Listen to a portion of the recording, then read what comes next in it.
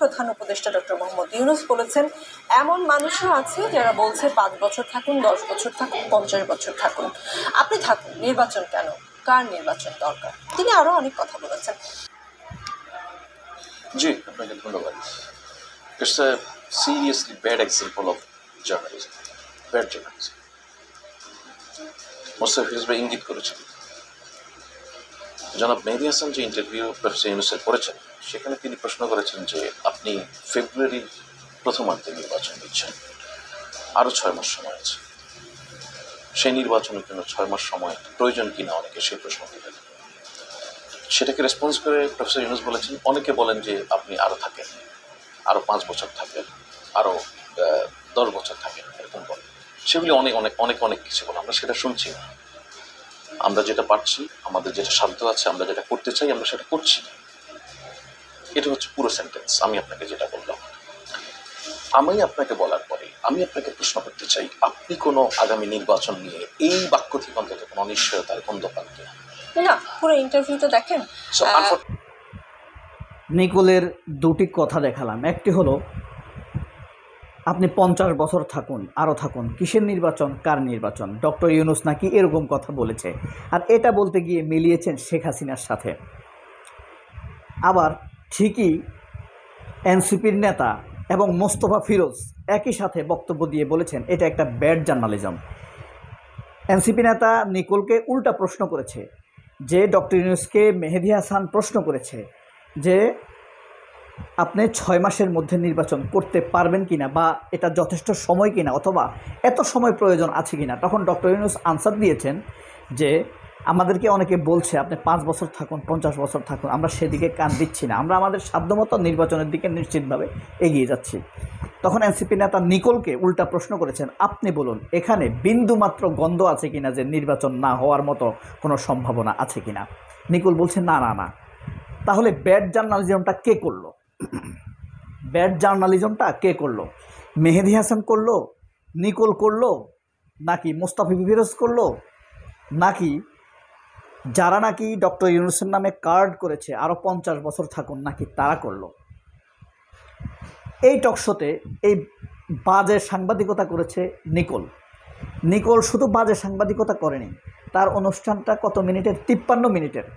এখন পর্যন্ত এই অনুষ্ঠানটি দেখেছে আপনার 1,84,000 মানুষ। তাহলে 1 ঘন্টা করে 1,84,000 ঘন্টায় কত সময় হয়? এত মানুষ দেখেছে, 1,84,000 ঘন্টা দেখা হয়েছে, অর্থাৎ প্রায় 3 বছর, 2 বছর মানুষ সময় নষ্ট করেছে মানুষের। নিকোল মানে একটা মিথ্যার উপরে ভিত্তি করে সে একটা টকশো করেছে। যেই কথা ডক্টর ইউনূস বলেননি, যেই কথার সামান্যতম ইঙ্গিত নেই, গন্ধ নেই, সেই কথার উপরে ভিত্তি করে একটি টকশো করেছে। যে টকশোর নাম কি আপনারা দেখেছেন, 50 বছর থাকুন। সে এই কথা তো বলেছে, বলে ডক্টর ইউনূসকে শেখ হাসিনার সাথে তুলনা করেছে। আগে শেখ হাসিনাকে অনেকে বলতো আপা আপনি থাকুন, আপনার কোনো বিকল্প নেই। ডক্টর ইউনূসও কি ক্ষমতায় গিয়ে সেই রকম স্বৈরাচারী হয়ে গেছে কিনা, তার কি ভালো লেগে উঠেছে কিনা? অর্থাৎ ডক্টর ইউনূসকে হাসিনা খুনি হাসিনার সাথে মার্চ করে একই কাতারে ফেলে দিয়েছেন, বুঝতে পারছেন? অথচ এটার র নাই, গন্ধ নাই, নাম নাই। সেই কথার উপরে ভিত্তি করে সে 53 মিনিট বা 1 ঘন্টার একটি টকশো করেছে। সে এই যমুনা টিভির সময় নষ্ট করেছে। 1,84,000 মানুষ যারা দেখেছে তাদের সময় নষ্ট করেছে। সম্পূর্ণ একটি মিথ্যার উপরে ভিত্তি করে সে বিতর্ক তৈরি করেছে। তাহলে বলুন নিকোলকে আপনি কি বলে গালি দিবেন? আমার এই ভিডিও 4 মিনিট 20 সেকেন্ডে এসে আমি আপনাকে প্রশ্ন করছি, এতটুকু যদি দেখেন লিখবেন সে আসলে জাতির সময় অপচয় করে এই যে অপসাংবাদিকতা করলো, সে কি একটা ব্যাড জার্নালিজম করলো না? এটা মোস্তফা ফিরোজও বলে ইঙ্গিত করে, মোস্তফা ফিরোজ অবশ্য ইঙ্গিত দিয়ে বলেছে, সরাসরি বলেনি। আর এনসিপি নেতা সরাসরি বলেছে যে this is a bad example of bad journalism, worst journalism. Nicole আবার বলছে আপনি কাকে ব্যাড জার্নালিজম বলছেন, মেহেদী হাসানকে বলছেন নাকি আমাকে বলছেন? তুমি নিকোল একটা নিউজ বেস চ্যানেলে চাকরি করো, কামলাগিরি করো, তুমি কি বুঝবা না যে কোন কার্ডটা সঠিক কোন কার্ডটা বেসঠিক, একটা সাক্ষাৎকারের কোর পয়েন্টটা কি, মৌলিক পয়েন্ট কি, এই সাক্ষাৎকার থেকে দেখে কিভাবে রিভিউ দিবে, সেই রিভিউতে মূল পয়েন্টগুলো কি আসবে নিকুল বুঝবে না? 50 বছরের একটা মহিলা, সে বুঝবে না? 50 বছর না, 20 বছরই ধরেন, এটা সে বোঝার কথা না? প্যারাগ্রাফ তো পড়ছে ছোটোবেলায়। তাহলে এখান থেকে সে মূল, ছোটোবেলায় প্যারাগ্রাফ কেন পড়ানো হয় জানেন? সারাংশ, সারমর্ম এগুলো কেন পড়ানো হয়? ব্যাখ্যাংশ কেন পড়ানো হয়? একটা বক্তব্যের মূল পয়েন্ট কি সেটা বের করার জন্য। আবার ব্যাখ্যা কেন পড়ানো হয়? একটা বক্তব্যকে আপনার প্রাসঙ্গিকতা ঠিক রেখে কিভাবে বড় করা যায় সেটা শেখানোর জন্য কিন্তু আপনার এই প্যারাগ্রাফ পড়ানো হয়, ব্যাখ্যা পড়ানো হয় বক্তব্যকে বুঝিয়ে দেবার জন্য। আর সারাংশ বা সারমর্ম পড়ানো হয় মূল বক্তব্যকে বের করে আনা শিখবে কিভাবে সেটা শেখানোর জন্য। এরা কি সারাংশ সারমর্ম পড়ে নাই, নাকি সারাক্ষণ সাজগোজ করছে? এই যে ব্যাড এক্সাম্পলের এই উদাহরণ, এই যে এত ধরেন একটা জাতির কাছ থেকে আমি আপনাকে বলি 24 ঘন্টায় একদিন, তাহলে 1000 দিন হলে 24,000 ঘন্টা, 1000 দিন, হ্যাঁ, তাহলে 1,500 দিন হলে 18,000 ঘন্টা, 1,500 দিনে কত? তাহলে 5 বছর, 15 বছর হয়। 1,80,000 ঘন্টায় কত হয়? 15 বৎসর সময় নষ্ট করেছে নিকুল একটা মিথ্যার উপরে একটা।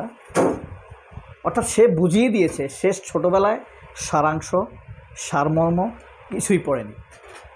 আমরা সবাই জানি সারমর্ম কেন পড়ে, পোলাপানকে সারমর্ম শেখানো হয় কেন?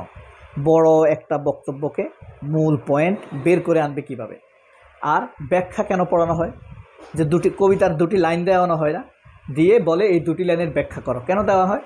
একটা বক্তব্যকে কিভাবে বাড়িয়ে আরও বুঝিয়ে বলার জন্য একটু বাড়িয়ে বলে বোঝানো যায়, প্রাসঙ্গিকতা ঠিক রেখে। নিকুল কী করলো? বক্তব্যের প্রাসঙ্গিকতা সরে এসেছে। মোস্তফা ফিরোজ বলেছে তার এখানে কোনো নাম গন্ধ নেই ক্ষমতায় থেকে যাওয়ার, নির্বাচন না হওয়ার। এবং অথচ শয়তান, বেয়াদ্দপ, অসভ্য, মিথ্যুক আমাদেরকে মিথ্যা কথা বলে সময় নষ্ট করেছে এই সময়। এখন বলেন নিকুল যে আমাদের এই সময় নষ্ট করেছে তার জন্য তার কি শাস্তি হওয়া উচিত? এমন মিথ্যার উপরে কেউ টকশো করে? এই দুইটারে দেখছি বেশি করে, খালেদ মহিউদ্দিন আর হইল এই শয়তান, 2 কামলা। ওইটা হইলো অবৈধ কামলা, এটার এখনও জানি না এটা কি, অবৈধ সোরের কামলা, অর্থাৎ খালেদ মহিউদ্দিনের কামলা। এখন বড় বড় কথা বলে, বাস্টার্ডের বাচ্চা বাস্টার্ড। সবাই অনেক ভালো থাকবেন, দুঃখিত। আল্লাহ হাফেজ, আসসালামু আলাইকুম।